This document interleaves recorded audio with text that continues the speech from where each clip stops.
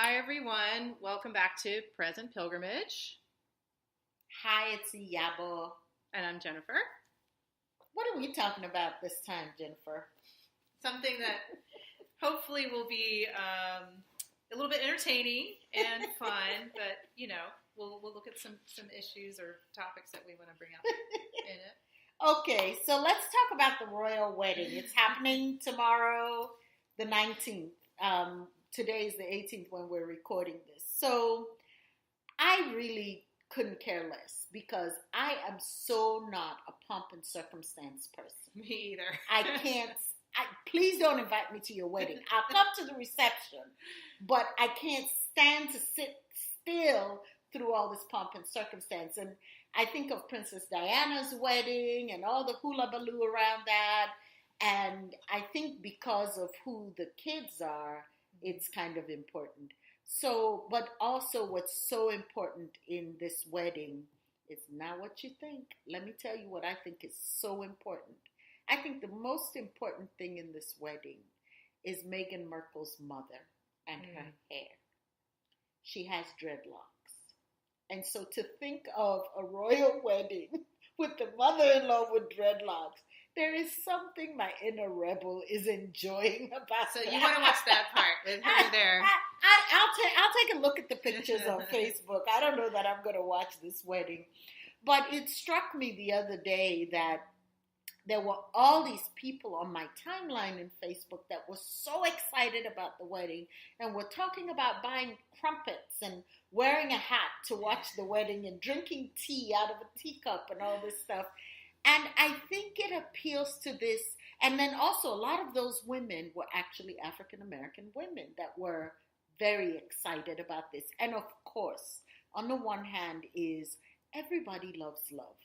Everybody loves a good love story. Yeah. But and the princess theme is huge in exploring femininity and feminism.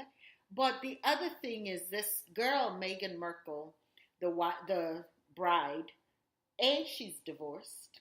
Yeah. I remember when Diana's virginity was an issue. That was in my lifetime. So she's divorced. Yeah. She's half black. She's a working actress. She's a working actress. And he himself, there's a story someone told me about Prince Harry and him doing something like strip poker or something in Vegas. Yes. And the Queen summoned him back to England. Yeah. Because there were got his nude hand pictures slapped. of him. Yeah. And he got his hand slapped. So I just kind of like I love people like that because they're my kind of people because they get to think outside the box. And so for me, it was even a way for me to reframe my own rebellion because I'm a little bit more of the rebellious one in my family. So when I think of people like a Prince Harry being totally out of the box and doing things, not towing the party line, right? I kind of want our audience to be like that and find their inner rebel against this patriarchal social conditioning that ultimate we get. Social conditioning. Right. I read that Amy Schumer posted today, and she was like, are you kidding? That sounds like the wedding from hell. Can you imagine trying to go through all the hours and hours of rehearsal and billions of people watching your every move and you can't do this, you can't do that. You got to put your fork in a certain place, and you can't say this, and you can't say that. And I just cringed, and I was like, oh, I know, it just sounds awful. It sounds awful. They're going to be so on display. So number one, I want to wish them well. Yes. And we love good love story. Yes. And given all the Meghan barriers, Markle, good job. Yeah. Prince Harry, you could have done a lot worse. Right. And seeing all the things that the hurdles that they've gone through, thinking outside the box. I'm happy for them. I love a good love story. I wish them well. And I wanted us to talk about the appeal of the princess in all the women. What do you think about that? That's a good question because it brought me back to my daughter, and she's not a real princessy kind of, frilly girl. She's pretty tough, but she loved that. She had her princess phase and she loved her Cinderella dress. And, and then I showed her the Disney films, that were back then. They were just starting to make ones that had more strong female characters like Mulan and Pocahontas. But the early ones, you just cringe. And I'm like, God, I wonder what kind of messages she's getting. But I think there's just a part of it where they see the princess, So, we did end up watching all the Disney movies, and she identifies more now, I would say, with the women who are definitely more empowered and proactive on their own and make their own decisions. But I think there is something in there for women to feel honored and to have that kind of lifted up and I don't know if regal is the right word, but have that kind of sense of their femininity being honored and recognized, being celebrated in the female body. In the female body. This friend of mine, a young Nigerian American girl, came over last week, and we sat down and had a long chat. She's a comedian, and she's been living in Germany. She was born and raised here in Atlanta, and she's been living in Germany. And she was telling me her reaction to German women. So she said she's lived in London, she's lived in Paris. Of course, she grew up in Atlanta. She's only in her mid-20s, very much a feminist. And what she discovered was when she went to Germany and she saw how German women functioned, she realized how she herself was socialized to think of white women a certain way. Or when we think of the strong black woman, that's I think of Sojourner Truth talking about, ain't I a woman? Mm-hmm. And she talked about how she picks corn and tills the farmland, and ain't I a woman? Because men were saying, this was back in the 1880s or 1890s at the Seneca Falls Women's Convention, when women were trying to get the right to vote. Elizabeth Cady Stanton and Lucretia Moss and that whole crew of women, they're trying to get the vote, the women's vote. And Sojourner Truth, the men are saying, how can you vote when we have to pick you up and lift you across puddles? And Sojourner Truth responds and says, but ain't I a woman? And I'm basically farmhand. Yeah. And how my Nigerian friend was talking about how in Germany, the women are like that strong black woman kind of thing. Like manual labor, they do it equally to men. These are not feminine, this frail, feminized body, dainty, princessy, thin, scrawny, willowy, scrawny. And so it just makes me think how socialized we are around this princess image. Yeah. And on the one hand, I believe it is a very important thing to be wanted as a woman, celebrated, loved, cherished, where you feel wanted and, important, right? But for women, it is so tied into our body functioning. Yes. And how and then objectification, how we look. Right, how we look, and then it gets shaped into you become an object. This object of the female body, as opposed to this glorious female body that houses this precious, valuable soul that has a lot to contribute to the world. Yeah, and I think when you're talking about that, and the image, the princess image is very non-sexual, and it's very girlish. So, before you get married, you're this, virginal, non-sexual being. And then once you get married, you become a mother, and, you're no longer sort of, I don't know, I think in Western culture, unfortunately, you're not really seen.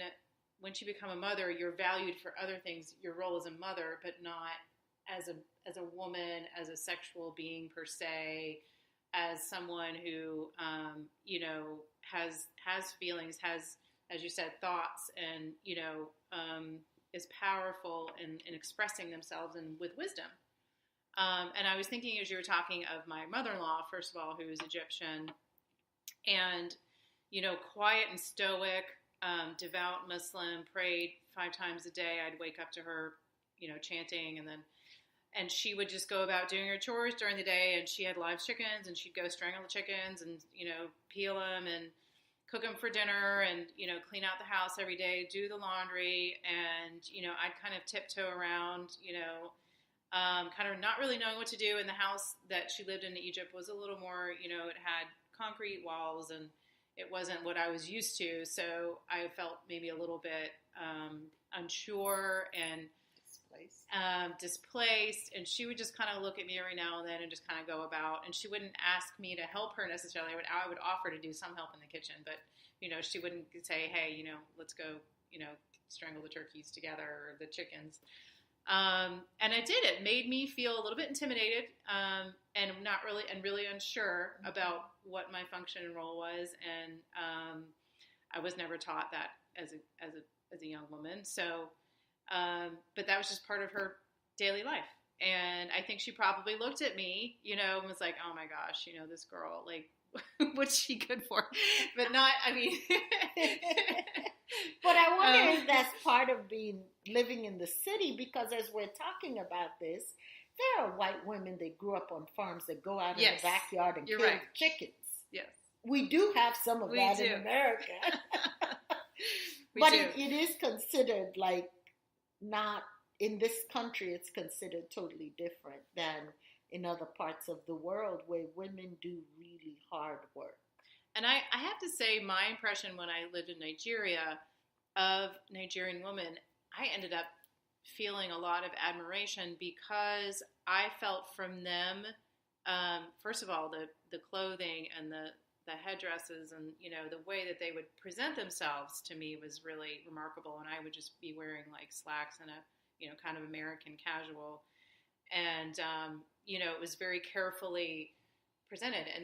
And the way that a lot of them who I talked to, who were either working in university or, different areas, and even the young women who helped me around the house and other things, there was a sense of, just dignity and presence and being able to talk to you in a conversation face to face, and address and just be able to kind of articulate and express exactly who they were, regardless of what kind of role they were in, or very direct, very friendly and personable, but like making their presence known. And I admire that because I think as a white woman educated in the South, kind of having a certain rule of this is your place to speak and this is where you speak and this is what you're supposed to say. And no, you're not really supposed to be the presence when you walk in the room. You're not supposed to be necessarily direct. You wait until it's your turn to do what you're supposed to do, Wow. So that was empowering for me. And I felt, I wouldn't say intimidated. I felt admiration from a lot of women. You know what I think of? So there's this guy worked for IBM in the 70s. His name is Gert Hofstede, Geertz Hofstede,